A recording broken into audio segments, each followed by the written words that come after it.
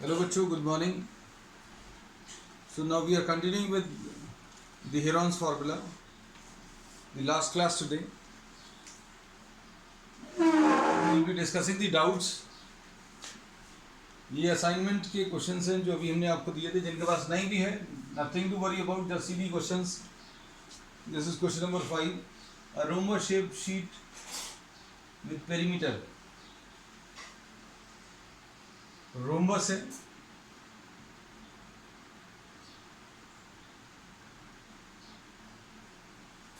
Rhombus है और इसका पेरीमीटर 40 है. Perimeter is 40 and one of the diagonal is 12.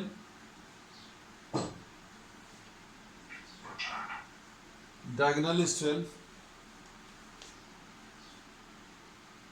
Is painted on both sides at the rate of painting at the rate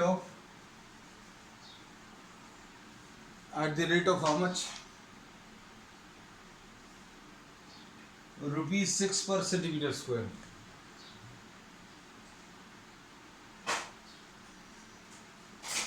Per centimeter square.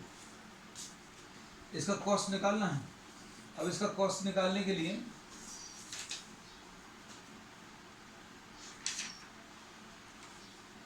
सबसे पहले area calculate कर लूं. Area calculate करने में one of the diagonals is given.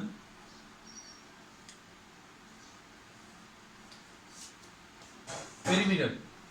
Rhombus की यह property है that all the four sides are equal in length. चारों साइड्स इक्वल हैं. तो अब हम लोग क्या बोलेंगे? a plus A plus A plus A, ये चारों को ऐड करके 40 है. तो 4a इज इक्वल टू 40. तो a की वैल्यू इज इक्वल टू 40/4 यानी 10 आ जाएगा. ठीक. नेक्स्ट इसके बाद और क्या दिया है?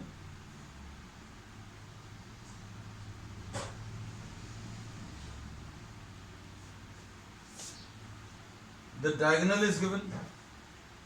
डायगोनल 12 है. डायगोनल इसकी 12 है. तो अब हम लोग क्या निकाल सकते हैं? एस निकाल सकते हैं. Take this triangle. एस की value a plus B plus C upon 2 यानी a कितना है? 10 plus 10 plus 12 divided by 2. Simplify करो बेटा जल्दी से. जल्दी करना, डू इट फास्ट.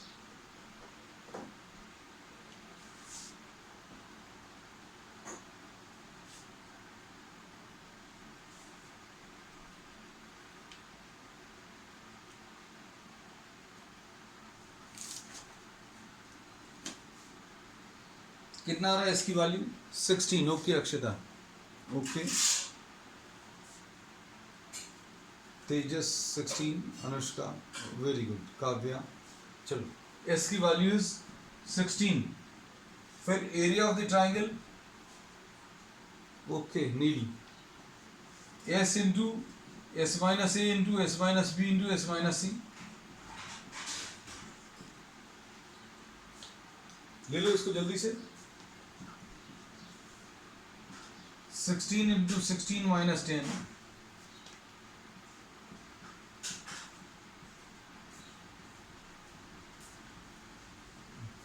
16 minus 12.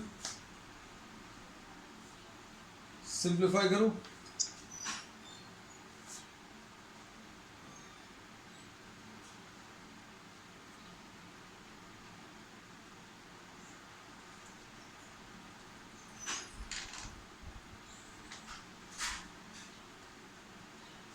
ये कितना आ जाएगा?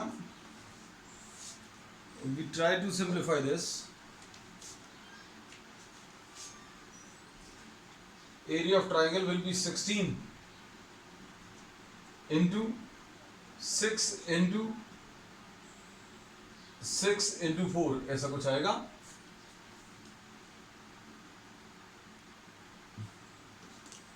ठीक. कर लो सॉल्व इसको. 16 का 4 तो बाहर आ जाएगा. इसका देखो 2 बार 4 है तो ये 4 एक बार बाहर आया. ये 2 बार 6 है तो एक बार 6 बाहर आएगा. और ये 4 है तो इसका एक बार 2 बाहर आएगा. स्क्वायर रूट में, व्हाट डू वी गेट जल्दी?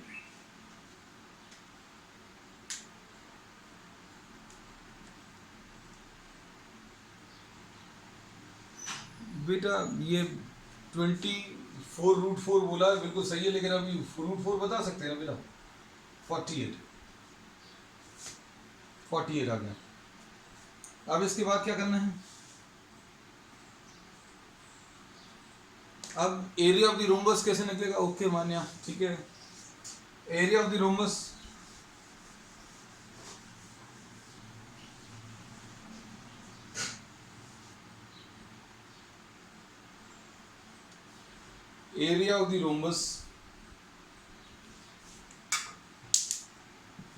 will be 2 times area of the triangle, 2 into 48, यानी ये 96 आ जाएगा। ठीक, जल्दी करो अब इसको, कितना आ जाएगा? एरिया ऑफ रोम्बस आ गया। अब इसके बाद आगे क्या बोला है इन्होंने? They are saying that they are painting this rhombus on both the sides.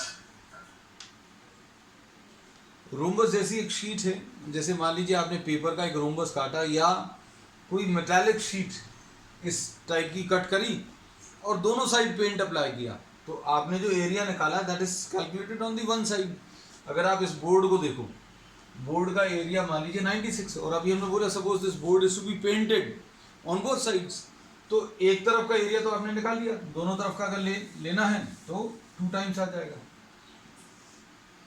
Area, इसको लिखेंगे कैसे? एरिया टू बी पेंटेड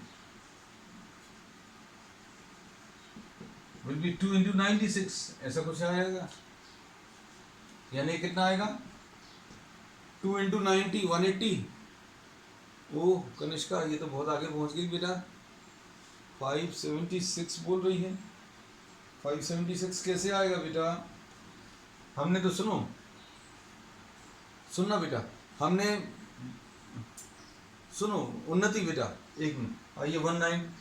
196 क्या बोल रही? गलत है, 192। चलो ये एरिया तो ठीक है। सुनो बेटा, अभी सुन लो, इसमें अभी हम जो है हमने ये देख लिया कि 2 into 6 12 आएगा, 12 into 6 फिर से कुछ 2 आएगा, तो आंसर में एंड में 2 आएगा। ये अभी हमने किसी का एक आंसर आया था 576 या कुछ ऐसा कुछ आया था, 6 आया था एंड में, तो अभी उन्हें तुरंत मना कर दिया। तो आपको ये चीज़ वेरीफाई करना आना चाहिए। 2 6 12 और 12 into 6 मतलब फिर से एंड में यूनिट डिजिट में 2 आने वाला है। ये तो 192, 2 into 90 is 180, 180 and 12 is 192। तो एरिया टू बी पेंटेड ही आ गया। अब कॉस्ट रेट इनटू एरिया, ठीक है। अब इसको ऐसा याद रख लेना,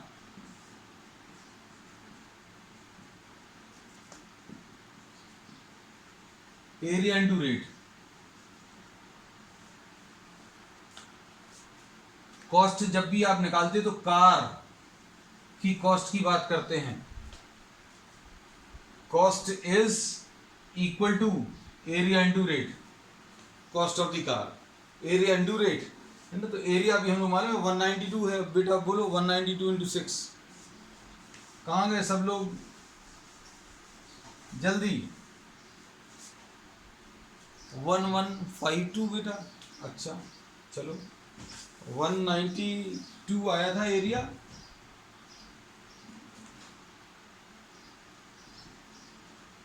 एरिया 192 और कॉस्ट मालूम है, कॉस्ट निकालनी है, sorry, this will B 192 into 6। हाँ ठीक बोला था बेटा किसी ने, किसी का शायद अक्षिता या जो भी है। अब इसमें कैसे करेंगे? हमने अभी इतने दिनों में, हाँ 1152, ठीक है बेटा। देखो अभी हमने इतने दिनों में ये आदत तो डाली दी है तुम लोगों को, कैसी कि 192 into 6 नहीं बनता, लेकिन 200 into 6 बनता है, ठीक है मान्या। 200 into 6 यानी 1200 आएगा। 1200 हमें 200 टाइम्स मल्टीप्लाई कर लिया, लेकिन 200 टाइम्स नहीं करना था, 8 बार माइनस कर दो, 8 6 48। 1200 में से 48 माइनस कर दो, 1200 में से 48 माइनस करो, तो 1200 minus 50 कर लो, 1200 माइनस 50 1150 और प्लस 2 1152, ठीक है, ये आ गया। ठीक, एक ये डाउट था, फिर ये 3 प्रॉब्लम्स आए थे डाउट में, तो will be discussing all the 3। Okay Mahi, 1152 we got the answer, very good. चलो आज बेटा, आज फाइनली जो है हम लोग ये चैप्टर वाइंड अप कर रहे हैं, तो once again I say we can have a sort of poll today in the group कि कौन सा चैप्टर एंड दी मैक्सिमम जो जिसकी भी डिमांड्स रहेंगी will be starting that chapter, ठीक है। तो आज सब अपने व्यूज एक्सप्रेस कर देना, बाद में मत बोलना कि सर अभी हमें ये करना था आपने ये करवा दिया, है ना। So will try to satisfy the demand which is of maximum number of students. 6th वाला question number 6, this is also doubt question.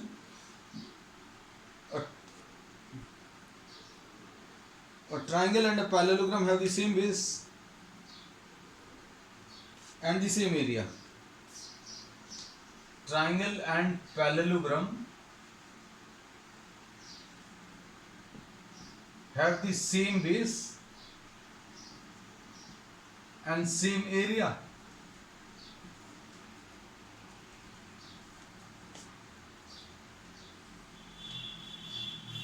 Area of the triangle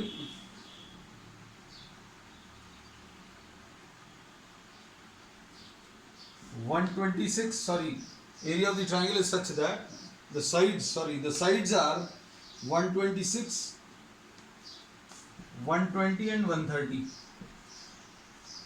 इसमें A 126 है। I think we have discuss such type of problem. चलो खैर, doubt में है तो अब हमें बताना तो है ही, but I remember that we have discuss such type of problem. ये A B और C दिया है, फिर S की value is what A plus B plus C upon 2। बेटा निकालो जल्दी से, फास्ट करना। 126 because we try to finish off all the doubts today. 126 plus 120 plus 130 divided by 2,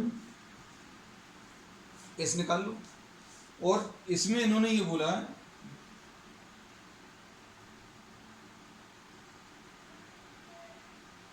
parallelogram जो ड्रॉ किया है उसका बेस 120 है, तो इसका एल्टीट्यूड बताना है। ये एल्टीट्यूड अभी हम लोग बता देंगे।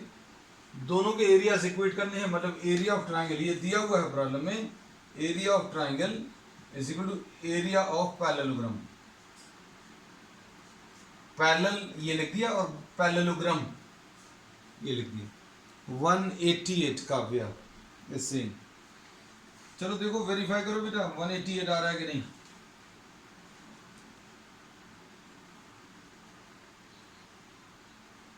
जल्दी चेक करके बताओ।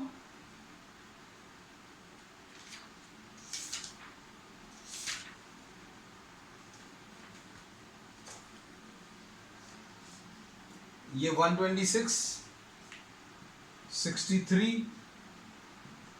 प्लस 60 प्लस 65, हाँ काव्या तुमने बिल्कुल सही बोला, दिस इज 188। तो S इज इक्वल टू 188 आ गया, जल्दी से ले लो। Okay, area of the triangle root of S into S minus C into S minus B into S minus C। S की वैल्यू रख लो।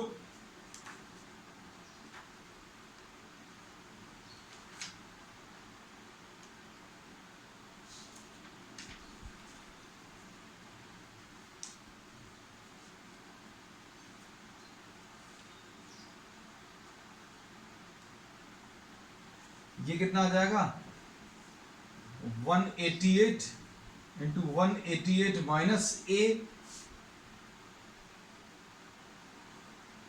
कितना 126,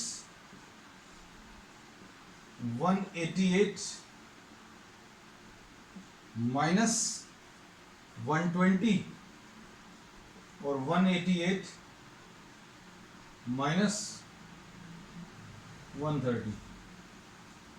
सिंप्लीफाई करो बेटा।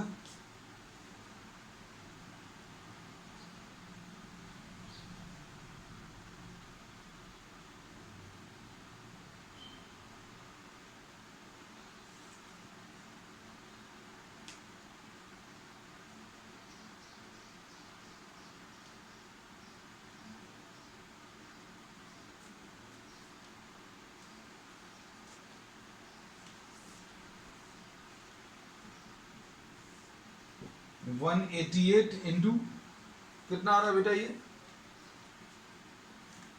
62 इंटू ये कितना आ रहा है 68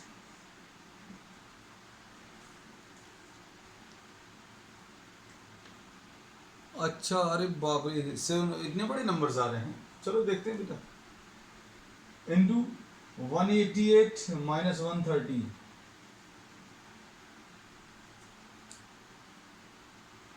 अच्छा ये प्रॉब्लम ये है समस्या ओके समझ गया हम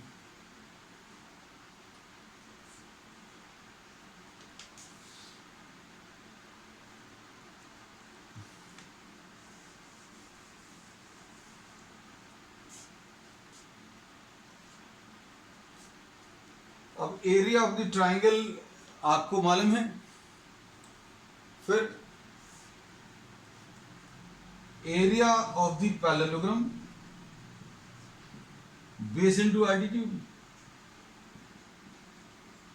120 इंटू एच ये बेटा कभी भी अगर ऐसा कुछ दिया हुआ है ना तो ये पूरा मल्टीप्लाई करके सॉल्व मत करना जो फैक्टर्स बाहर निकल सकते हैं जैसे इसमें 4 बाहर निकलेगा इसमें से 2 बाहर निकल सकता है इसमें से 4 बाहर निकल सकता है इसमें से 2 बाहर निकल सकता है तो जो भी चीजें बाहर निकल रही हैं उनको बाहर निकाल लो ए टू अच्छा ये बेटा ये तो एक्चुअल में क्या है you have to do the calculations ये 4 अगर अभी हम लोग ले लें तो 4 4 16 इधर का 4 बाहर आएगा 4 4 16 आएगा 47 आया इनटू ये कितना आ जाएगा 2 बाहर आएगा इनटू 31 इधर 4 बाहर आएगा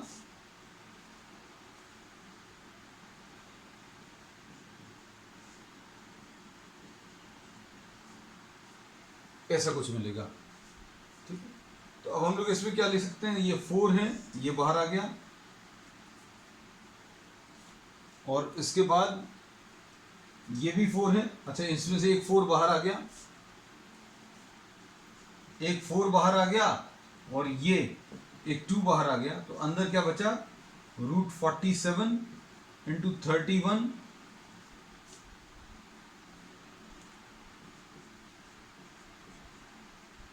इंटू 17 इंटू √29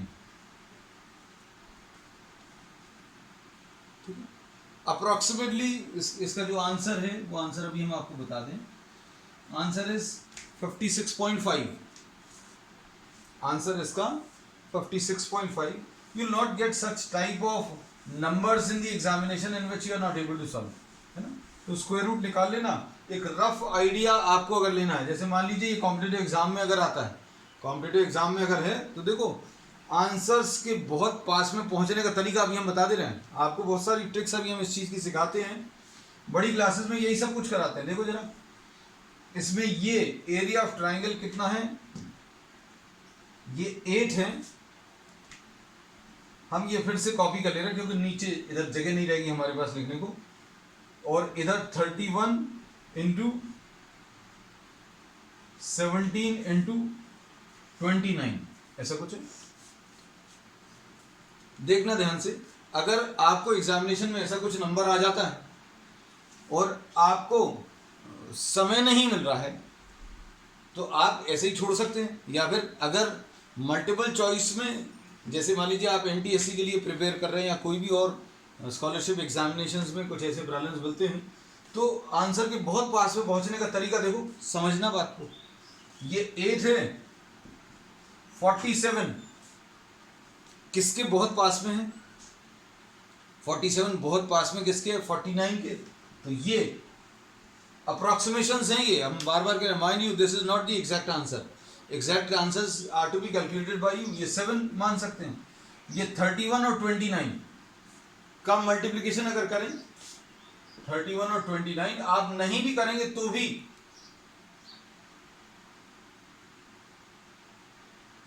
इसमें अभी हमने बोला ये 31 और 29 ये दोनों को 30 आप मान सकते हैं अप्रोक्सीमेटली ये 30 ये भी 30 इधर आपको एक कम करना पड़ेगा इधर एक बढ़ाना पड़ेगा ये अप्रोक्सीमेट आंसर लाने का तरीका, ये 30 आ गया और ये 17 है। 17 को अभी हम लोग क्या मान सकते हैं, 17 को अप्रोक्सीमेटली 16, तो ये 4। तो ये ऐसा कुछ लेने से आप आंसर के बहुत पास में पहुंच जाएंगे। और इसका पैरेललोग्राम का बेस कितना है, 120 into H. So just try to calculate 30 4 4 तो एच की वैल्यू 56। और अभी हमने आपको बताया है इसमें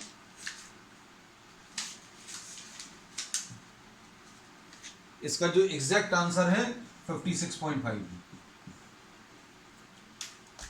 ठीक है, तो ये कैलकुलेशंस आपको करने हैं। कैलकुलेशंस रूट भी कैसे कैलकुलेट करना बहुत जल्दी, ये अभी हम आगे ट्रिक्स वाली जो सीरीज चल रही है उसमें ज़रूर आपको बता देंगे। ये भी एक शॉर्ट ट्रिक जैसा काम करता है मल्टीपल चॉइस में। अगर मल्टीपल चॉइस या ऑप्शंस आपको दिए हुए हैं, ये स्कूल के एग्जामिनेशंस में तो जो लॉन्ग आंसर टाइप है उसमें भी नहीं आने के चांसेस, क्योंकि आपको जो नंबर्स दिए रहते हैं वो ऐसे दिए रहते हैं जो आप सिंप्लीफाई कर पाएँ। लेकिन कॉम्पिटिटिव एग्जाम्स में कुछ भी आ सकता है, तो आपको आंसर के बहुत पास में, देखो अभी हम ले आए ये 56 अप्रॉक्सीमेटली। ठीक है, चलो नेक्स्ट एक डाउट और है इसमें। ये अच्छा किया भाई जिसने भी पूछा, अभी हमें यही लग रहा था कि इस टाइप का कोई प्रॉब्लम किया तो हुआ है, you done such type of problem, but the calculation in this were very long.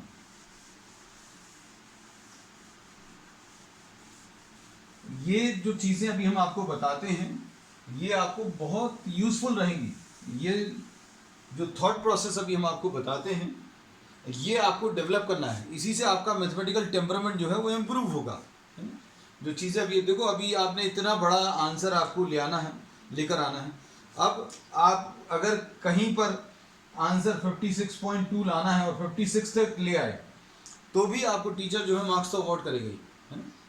तो हाँ कुछ रहते हैं, उन्होंने 56.23 अगर चाहिए तो 56.23 आना चाहिए, और 56.21 ऐसे टीचर्स को तो 56.21 भी लिखेगा तो काट देंगे। तो अभी हम लोग ऐसे लोगों को केटर नहीं करते। चल next question number 8। Anurag makes a kite using red and yellow piece of paper. A red piece of paper is cut in the shape of a square. ये एक स्क्वायर है। काइट का भी प्रॉब्लम हम लोग ले चुके हैं, हमें भी लग रहा है इसमें भी कैलकुलेशंस दिक्कत वाले होंगे, हमें ऐसा लग रहा है, क्योंकि तो डाउट्स देखकर अभी यही समझ में आया। ये एक दिया है, डायगोनल इसका 30 है, डायगोनल 30 है, और फिर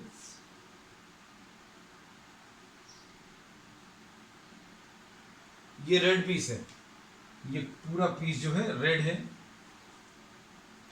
फिर उसके बाद at one vertex of the square a yellow paper with the shape of an equilateral triangle.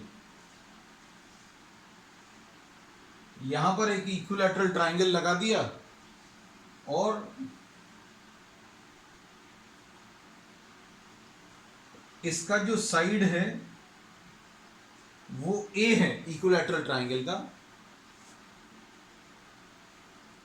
और ए स्क्वायर की वैल्यू दी है। बड़ा मतलब स्ट्रेंज सी चीज है ना, क्वेश्चन देने का तरीका भर थोड़ा सा अलग है। ए स्क्वायर की वैल्यू किसी को देख के अभी हम लोग डर लग जाता है, अरे यार ये क्या दे दिया इन्होंने। अब ए स्क्वायर के रूट में दिया है, ए स्क्वायर रूट में दे दिया, अब हम ए का क्या करेंगे, ए कैसे निकालेंगे, है ना। चलो ठीक है, हम करा देते हैं, हम समझ गए डाउट क्यों आएगा। Find the total area, this is yellow. अब इसको कैसे करेंगे, ये अगर कैलकुलेट करना है तो सपोज इसको A B C and D लिख दिया, और इसको ई और इसको एफ। जो ऊपर वाला स्क्वायर है उसमें ए बी सी,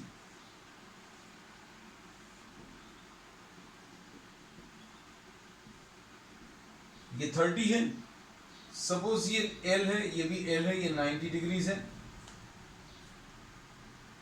तो आप पाइथागोरस थ्योरम अगर लगाएं तो L square plus L square will be equal to 30 square. Simplify करो क्या आ रहा है,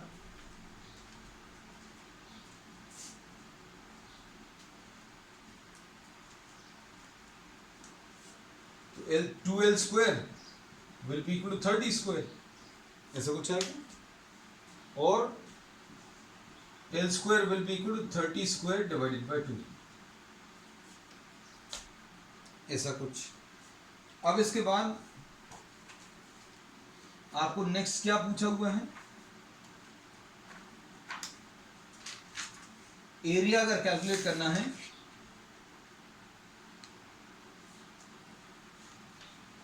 एरिया कैसे मिलेगा, area of the kite will be equal to area triangle ABC plus area triangle कौन सा, एसीडी। अच्छे से देखना बेटा, एबीसी और एसीडी प्लस ट्राइंगल डीईएफ, और ये दोनों ट्राइंगल मिलाकर के आ जाएगा, ये दोनों अगर मिलाएंगे तो ये एरिया ऑफ स्क्वायर आ जाएगा, area of square plus triangle DEF, ऐसा कुछ आएगा। अब एरिया ऑफ स्क्वायर कैसे मिलेगा, हमें इसकी साइड जो है एल मालूम है, area of the square will be what, L square. ये हम अलग से लिख देना है, area of square is L square. तो एल स्क्वायर कितना आ जाएगा देखो जरा, ये 30 स्क्वायर डिवाइडेड बाय 2 यानी 900 का स्क्वायर, सॉरी 900 डिवाइडेड बाय 2 यानी 450 आ जाएगा।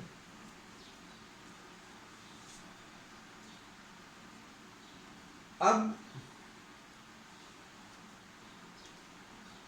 एरिया ट्राइंगल डीईएफ अगर लें तो डीईएफ जो है वो इक्विलैटरल ट्राइंगल है,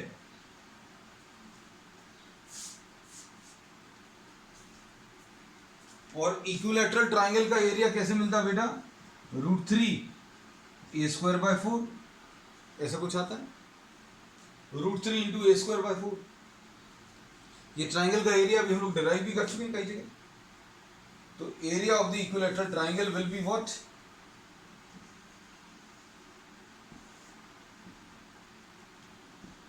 √3 इंटू ए स्क्वायर, ए स्क्वायर देखो दिया हुआ था 32 √3 और नीचे 4 है, तो ये आ जाएगा 3 इंटू 32 डिवाइडेड बाय 4, ये 24 आ जाएगा। अब टोटल एरिया कितना आएगा बताओ बेटा जल्दी से, थोड़ा सा काम रह गया वो तुम लोगों से,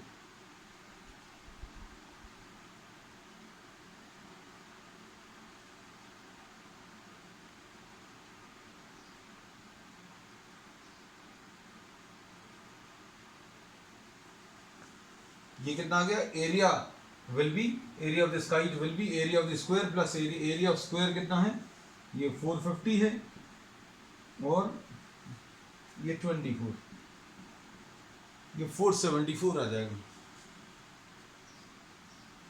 ठीक, अब इसमें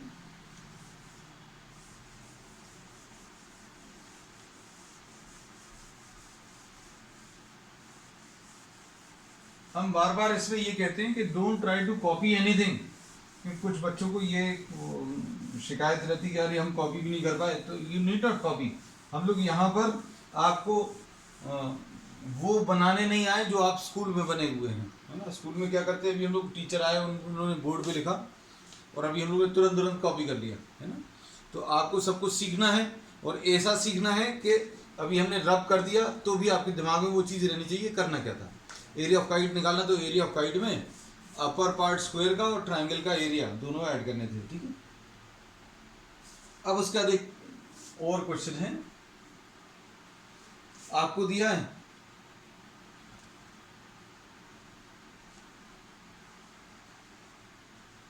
find the semi perimeter of an equilateral triangle. देखो ये वन मार्कर है। Find the semi perimeter of an equilateral triangle whose area is, जल्दी से ये अब हम तुम लोगों से चाहिए आंसर, हुज एरिया इज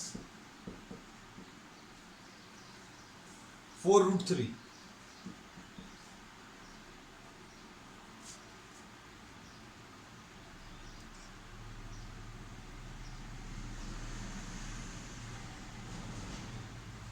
ये कितना आ जाएगा?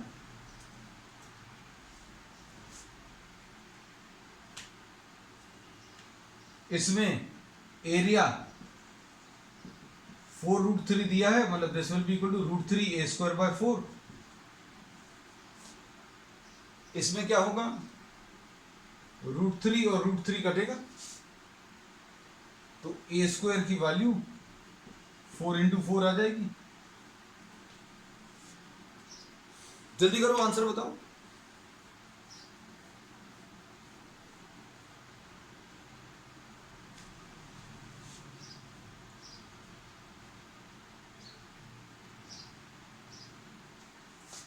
ए की वैल्यू इसमें 4 आएगी और पेरीमीटर 4 + 4 + 4 यानी 12 एंड सेमी पेरीमीटर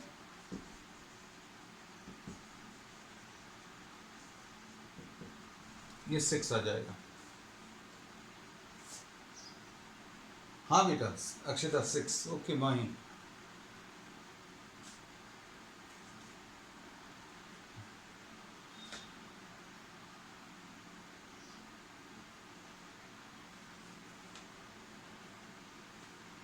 एक क्वेश्चन और लास्ट चाहिए। From a point in the interior of an equilateral triangle, ये एक इक्विलेटरल ट्राइंगल है और इसके इंटीरियर में किसी पॉइंट से, इंटीरियर में किसी पॉइंट से परपेंडिकुलर्स ड्रॉ किए on the side, on the 3 sides. From a point which is lying in the interior of an equilateral triangle, perpendiculars are drawn, और ये perpendiculars को P1, P2 और P3 नाम दिया है।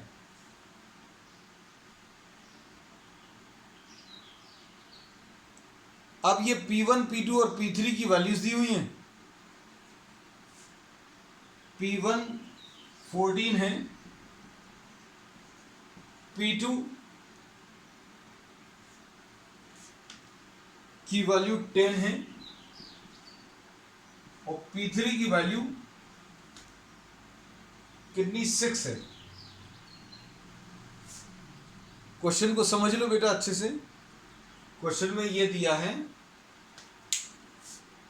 क्वेश्चन में एक इक्विलेटरल ट्राइंगल है और इक्विलेटरल ट्राइंगल के किसी अंदर वाले पॉइंट से, इक्विलेटरल ट्राइंगल के इंटीरियर के किसी पॉइंट से आपने तीनों साइड्स के ऊपर परपेंडिकुलर्स ड्रॉ किए और ये परपेंडिकुलर्स की लेंथ प्रॉब्लम में आपको दी हुई है।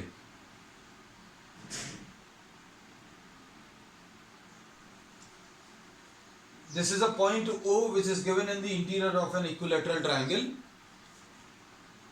और इक्विलेटरल ट्राइंगल के इस पॉइंट O से आपने तीनों साइड्स के ऊपर परपेंडिकुलर्स ड्रॉ किए, तो P1, P2 और P3 की वैल्यूज दी हुई हैं और आपको इसमें क्या करना है? You have to find out the area of the triangle. ठीक है, तो ये आज का तुम लोगों का होमवर्क का क्वेश्चन है। अब हम ये देखेंगे कि आज सबसे पहले कौन इसको कर भेजता है। Equilateral triangle is given, O is a point which is lying in the interior and the length of the perpendiculars drawn from this point O to the 3 sides P1, P2 and P3 are given. You have to find out the area of the triangle. ठीक है, question clear है? आपको sides कुछ नहीं दिए, ये दिया कि ये इक्विलेटरल ट्राइंगल है इक्विलेटरल ट्रायंगल में अंदर किसी पॉइंट से आपने तीनों साइड्स के ऊपर परपेंडिकुलर्स ड्रॉ किए और आपको परपेंडिकुलर्स की लेंथ दी हुई, एरिया ऑफ द ट्रायंगल निकालना है। ठीक है, दैट्स ऑल फॉर टुडे।